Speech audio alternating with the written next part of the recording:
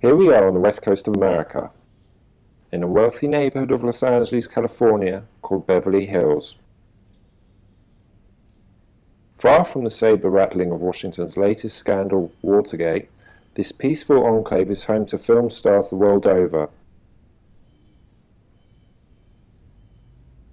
We're here to visit someone you may or may not recognize, but who is in no doubt as, if not more relevant, as his neighbors. Film composer John Williams, on the scene since 1957, is no stranger to Hollywood, and today we are joining him as he launches his latest project, scoring the Universal Pictures thriller, the shark adventure story, Jaws. With the aid of his assistant, Trisha Pipkin, Mr. Williams begins each morning by conducting in his garden. Williams says that by starting each day in this fashion, he becomes more in tune with his primal musical senses.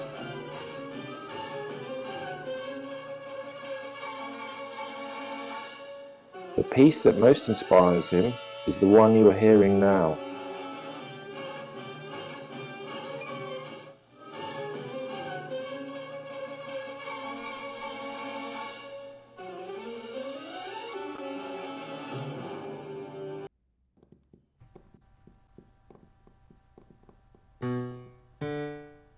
I started playing the piano when I was very young.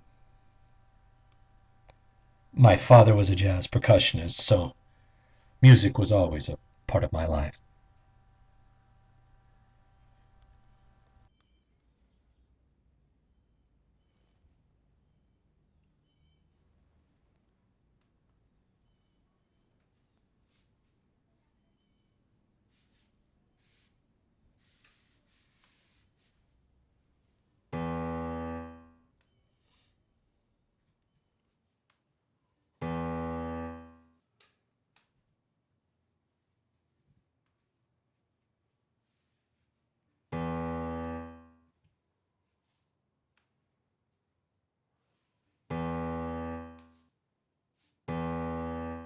Say if, let's for a moment, let's say that your body is a tuning fork, and you strike that sharply, you're going to have a certain vibration, and if you touch it lightly with your finger, you're going to have a different vibrational sense.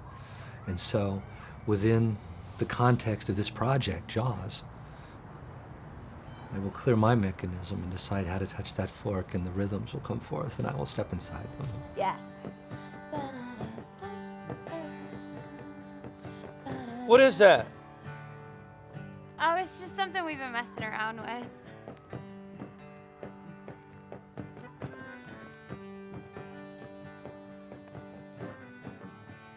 Very talented young woman. Inspiration, really. A muse. Certain things that elevate us, cause us to rise to a higher level. She has her purpose. What would you say your role is in John's work?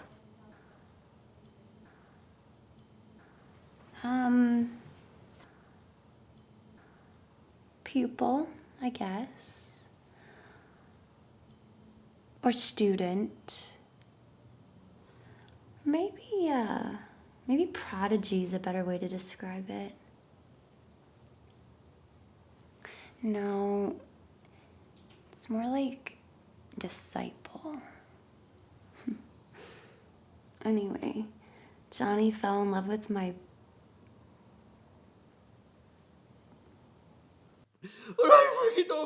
I don't know about sharks. Well, we can learn. I don't know about them. Oh, no. Oh, God. You smell like dryer sheets. Yeah, I did laundry yesterday. John is just 3 short weeks away from his deadline to deliver the score to director Steven Spielberg. In order to better understand his process, John has graciously permitted our crew to film him as he goes on a journey of discovery and inspiration. To your right. No, to your right. Okay, all right. Well, that's all right. Okay, here. Just, okay. Closer. Almost. Yes. Okay, so you're right. Woo! Woo! It's true that there's different genres of projects, but the process is the same. It's the cleansing of the self and the truthening, if I can create a word, of yourself. And of whether it's a craft style project or whether it's a movie about a big fish.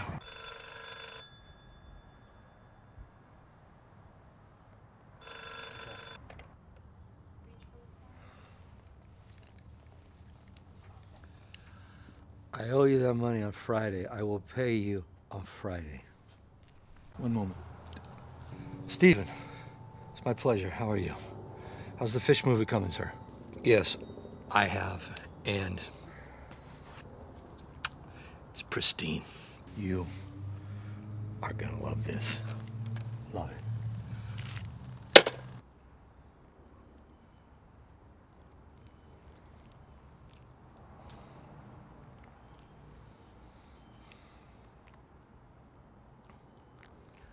Bing bong.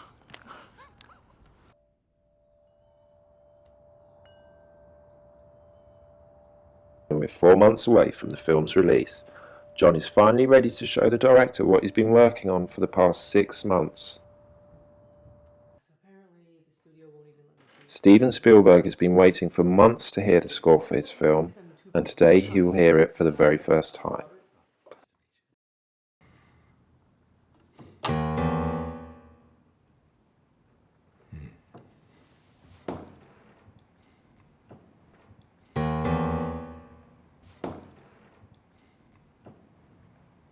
You don't get it? Am I right? Look, I'll throw this in at the end. That was everything. I sort of half expected him to give me the rest of it, but didn't happen. You're kidding me, right? This is gonna be so scary. Trust me. It's grinding away at you, just like your fish is gonna do. It's a shark. It's a shark. Exactly. It's a shark. He came back to me after 6 months with 2 notes. Even Tom Petty uses more than that. Am I right here? Am I right or am I right? Not exactly what I was expecting. I mean, Genius you're rarely is expected. That's what true. makes it what it is. That's true. That's true. Gentlemen? Thank you.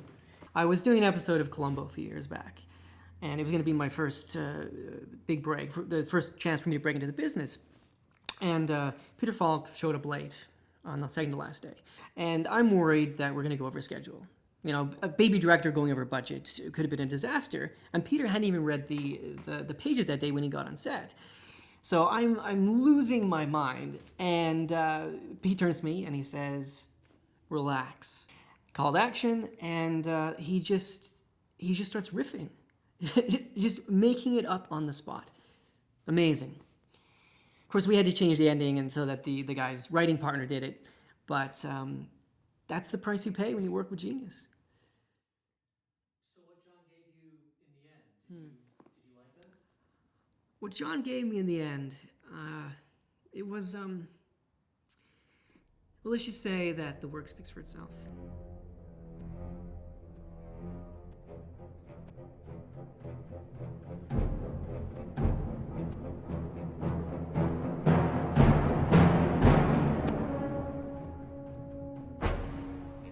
Well, I don't know if it rises to the level of excitement, and I must admit that possibly I made a decision based on money this time. There's a whole yeehaw, giddy-up, shebang, Buck Rogers style futuristic movie that a fellow Lucas, Lucas fellow's doing, and so we're gonna venture forth into the future and see where that takes us, other than to the bank.